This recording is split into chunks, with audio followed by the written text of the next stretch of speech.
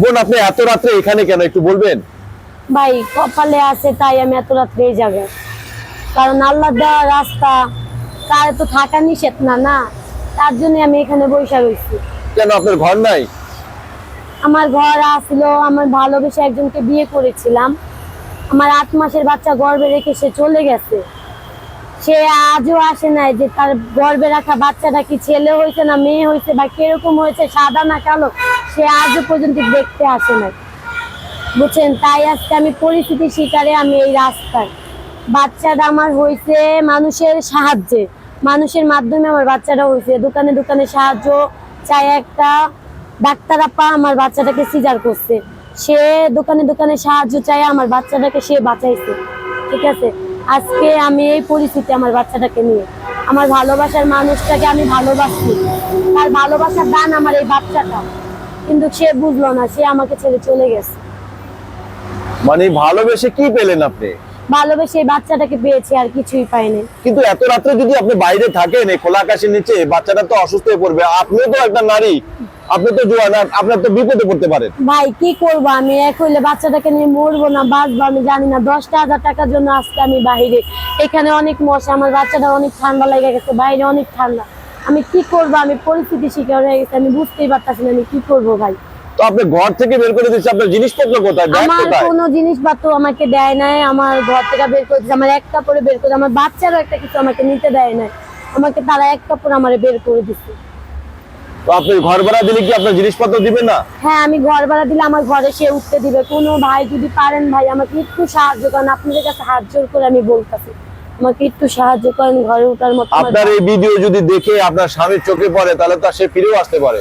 সে কখনোই আসবে না ভাই, ভিডিও দেখে কখনোই আসবে। তার যদি মায়া থাকতো, একটা বাচ্চা পেটে রেখা কে কখনো চলে যায় না, যে আর ভালোবাসার মানুষ। একসময় সেও আমাকে ভালোবাসতো, তাকেও আমি অনেক ভালোবাসছিলাম।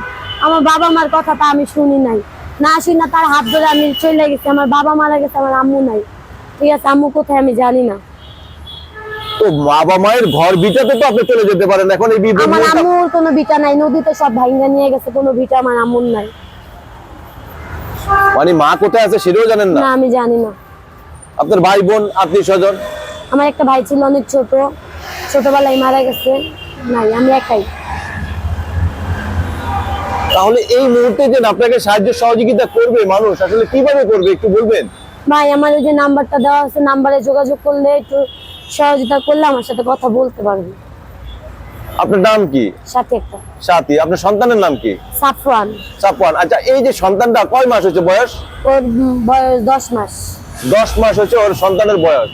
আপনার স্বামী আপনাকে ছেড়ে কতদিন চলে গেছে এবং কতদিনের প্রেমের ভালোবাসা করে আপনার বিয়েটা একটু বলেন। আমার ভালোবাসা ছিল 6-7 মাস, 7 মাস, আর চলে গেছে ও যখন 8 মাসের গর্ভে তখন। মানে 7 মাস ধরে সম্পর্ক, 8 মাসে আপনার বিয়ে, আর 8 মাস সংসার করার পর সে হলো আবার সন্তান নিয়ে চলে গেছে। সে নেশা পানি করতো, ভালো ছিল না। মানে সে নেশাও করতো? হ্যাঁ, নেশা পানি করতো, সে ভালো ছিল না, সে নেশা পানি করতো। আপনি একটা বিষাদি করে আপনাদের সন্তান সহকারে দায়িত্বটা দিয়ে দেন কাউকে। ভাই যাকে এত ভালোবাসি সেই আমাকে জীবনে পাত্তা দিল না, আমাকে ছেড়ে চলে গেছে।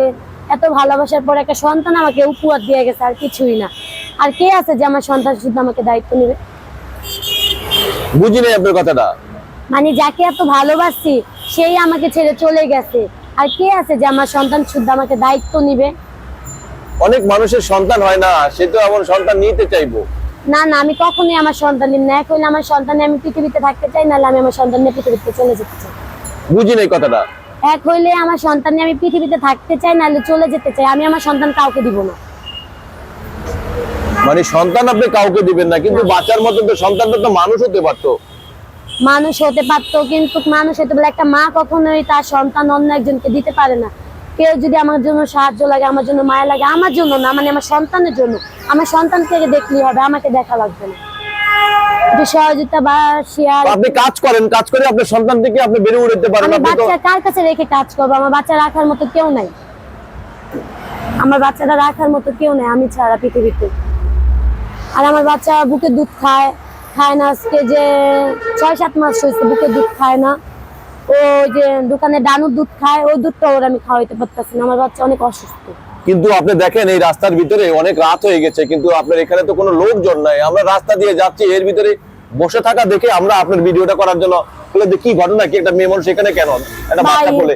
রাস্তায় মানুষজনের ভিড়ে থাকি না, অনেক মানুষ অনেক খারাপ খারাপ কথা বলবে, একটা নারী আমি, তাই একান্ত ভাবে আমি এক জায়গায় বসে রয়েছি। যদি কেউ রাত যত আরো বেশি গভীর হবে তত তো বিপদ হতে পারে আপনার।